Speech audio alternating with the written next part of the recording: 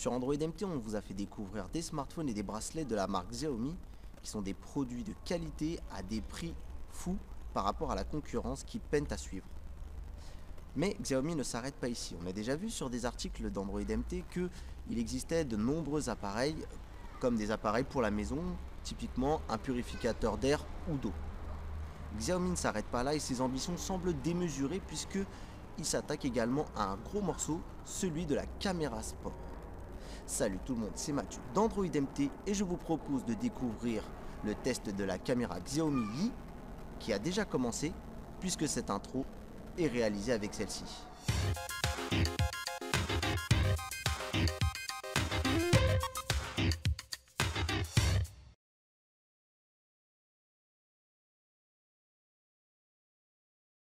En fait, la Xiaomi, c'est une petite caméra, une action cam, qu'on va emmener partout avec soi pour filmer ces petits moments ou quand on fait du sport, à laquelle on peut greffer des accessoires pour la mettre dans toutes sortes de conditions, comme par exemple sous l'eau avec un boîtier. Alors c'est Xiaomi, ce que j'adore chez elle, c'est son design qui est super novateur et super génial, ou pas.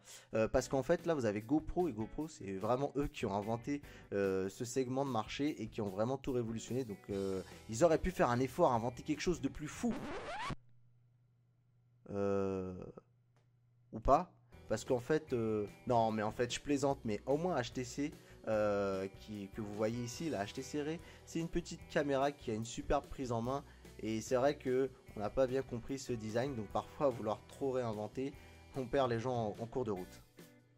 Si je devais me faire l'avocat de Xiaomi, en fait, le but c'est pas spécialement de réinventer le produit, mais c'est plutôt de pouvoir sortir un produit efficace en s'appuyant sur ce qui marche à côté. Donc là, ils ont repris le design un peu de la GoPro et d'en faire une caméra à prix défiant toute concurrence. Pour les personnes étrangères au concept de la GoPro, en gros, vous avez un bouton central à côté du capteur qui va vous permettre d'allumer la caméra et en même temps de pouvoir choisir le mode photo ou vidéo une fois allumé.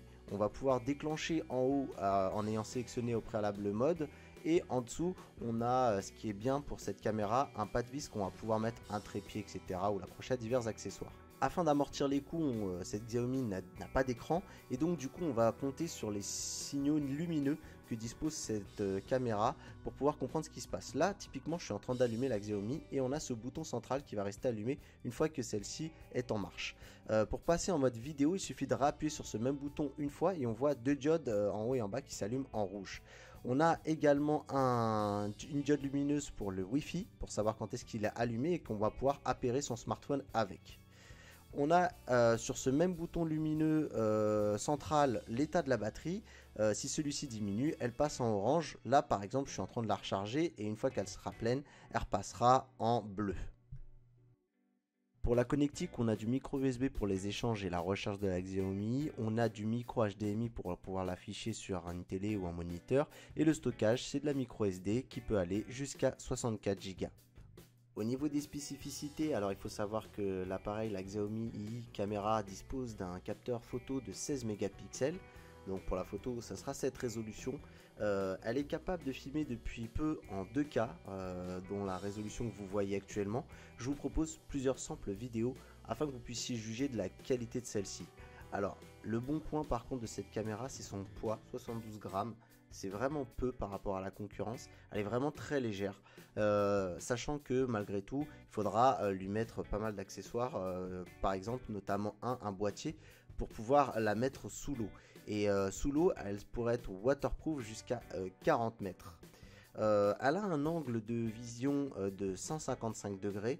C'est un peu en dessous de la concurrence, mais c'est déjà très bon, c'est déjà très large. Voilà, je vous mets différents modes vidéo, je vous laisse juger de la qualité sous différents aspects. Cette première vidéo va nous permettre de nous concentrer sur la qualité d'image offerte par la Xiaomi et on fera ensuite une vidéo comparative avec d'autres produits similaires.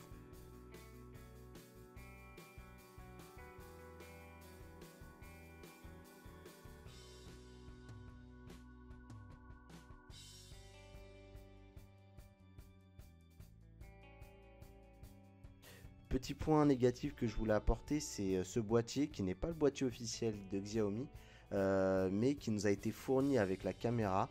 Et on a eu un petit souci avec celle-ci, alors même en la mettant pas sous l'eau, en la laissant tourner sur la séquence que vous venez de voir juste avant, on a un résultat et une espèce de condensation qui se forme autour du capteur et on a ça comme résultat, donc on voit plus rien.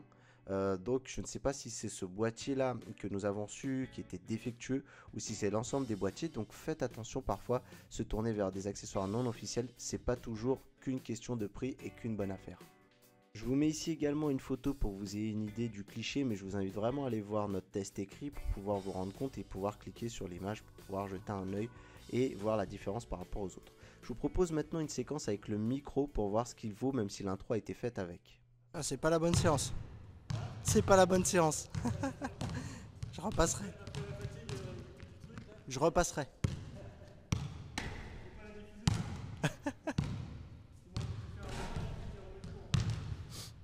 Non mais je ferai des effets pour qu'elle soit dedans directement à chaque fois.